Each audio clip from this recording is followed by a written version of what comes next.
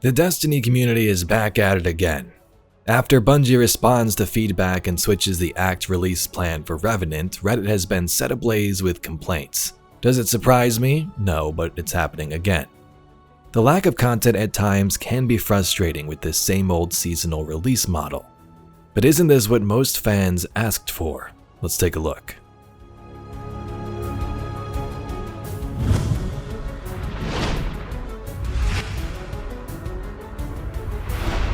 Have you been on Reddit, checked articles the last couple of days?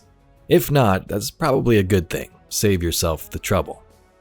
If you have, you probably noticed posts like this one, players giving their feedback on Revenant Act 1 and its lackluster story.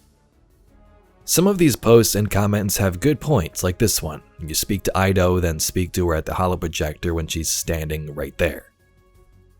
But shouldn't we have seen this coming? Are we really that oblivious?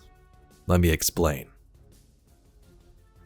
When Echoes launched, players enjoyed the content for a bit, until they learned the story was time-gated each week. Investigate a crash on Nessus and the changing Vex, sure.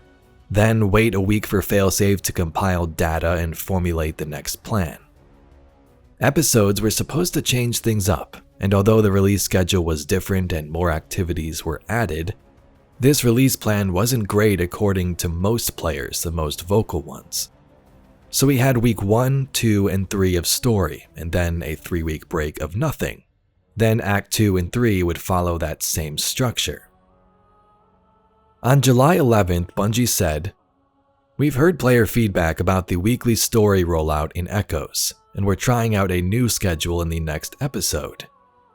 In Revenant, all narrative content for each act will be playable on the launch of the act. This will give players the option to play through the story for each act at their preferred pace. The remainder of the episode format will remain the same, such as the act structure and the seasonal challenge weekly rollout." So that did sound interesting at first, a change coming, but at that point I personally knew that this wasn't going to change anything. Some players will pace themselves and take their time. Maybe it'll take them 3 weeks to complete it if they jump on casually. But a majority of the hardcore fans will play through that all in one sitting. There was no difference. This wasn't going to fix anything, not that they promised it would.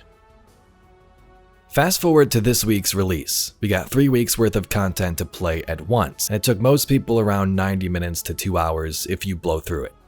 Here's a list of most of the content from this week. So we had 3.5 cutscenes, 4 technically, but that little intro one with the helm in the city was only a couple seconds long, still took development time. You had 2 missions, seasonal dialogue and quest stuff. Next to that, there were more mini-quests after the main campaign and bounties at Ido to get more tonics from the major and minor fieldworks, and some of those give you more story content and dialogue too. Many people didn't even know they could continue those quests because there was no prompt to do so in-game. The Final Shape campaign had 7 missions. Now those are on a much different level compared to what we have in Revenant, but just putting that into perspective, getting 2 smaller-ish missions in the first act here. Let's compare Echoes versus Revenant Act 1. Now here's a look at the content from Echoes on the left and then Revenant on the right. When it comes down to it, most things are the same, just the layout is different. Echoes, it was separated into 3 weeks, and now it's all mashed into one sitting. So the numbers roughly look like this. The dialogue and interactions are tricky because sometimes you talk to a different character right after another, so I kind of estimated. But you can see the clear numbers for the missions and cutscenes. Act 1 of Revenant had more content than Act 1 of Echoes on paper. Now Echoes did have some smaller additions like patrolling Nessus and finding samples, which aren't missions but did add to the experience, so keep that in mind too. So maybe Echoes did have more when it comes to that kind of stuff, but you sort of gotta balance it out. How much time are you playing those? How much time are you crafting tonics in Revenant? Revenant had more cutscenes, so maybe that's where the budget and time went. You just watch something, it makes you feel like it's going quicker because you're not actually taking part in it. Evidence from quests in Act 1 seemed to suggest that steps have been removed since the feedback from the community. If this was weekly, it likely would have involved Onslaught in each week with new maps and collecting materials. But that would feel really competitive if you had a quest to talk to a vendor, then do Onslaught over and over again. So we did it once, and the new Onslaught content was added into the playlist instead. So what we get here is the story beats without the repetitive content that players were upset about. It makes it feel shorter, but there are pros and cons here. There would have been complaints if there was tons of Onslaught steps too. Overall, I'm just tired of seeing negativity surrounding the game. At some points, it clearly deserves it, and Bungie deserves that feedback, but what are the solutions? Does anybody in the community ever talk about what could improve on this issue rather than dogging the game all the time? And from the players, a logical way, not just saying, make more content. That's not magically going to fix anything. Gameplay could definitely be part of things at times.